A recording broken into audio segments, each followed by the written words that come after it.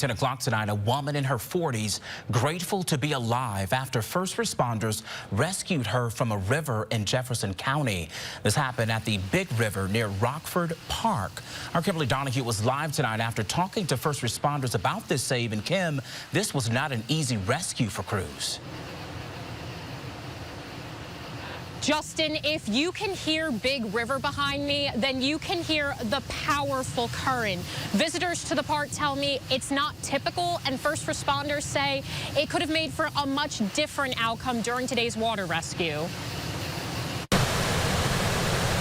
The power of Big River leading to a large first responder presence at Rockford Park Sunday. We really basically thought that something bad happened. Crews across Jefferson County responded to the park around 5:30 Sunday evening on reports of a woman who went missing from her brother while they were rafting in Big River. She's not familiar with the area, so she passed where they had planned to get out of the river. And then a little bit further down, she got caught in the current. It pushed her into some trees. Signs are posted throughout the park urging people not to swim. Barton says so far this year, there have been at least 7 water rescues in Big River. Last year, there were 2 fatal drownings. We discourage swimming in the river.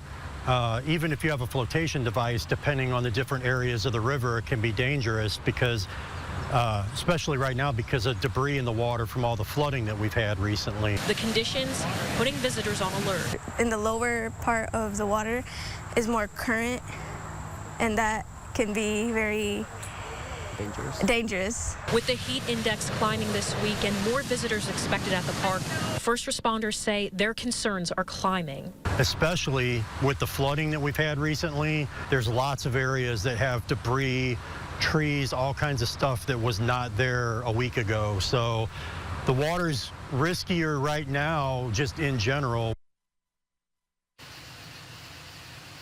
Fortunately, crews were able to get that woman out of the river. She had an injury to her knee and is recovering at a nearby hospital. Live in Jefferson County, Kimberly Donahue, First Alert 4. All right, Kimberly, although that woman is injured, we are so glad she is alive tonight. Kimberly, thank you so much.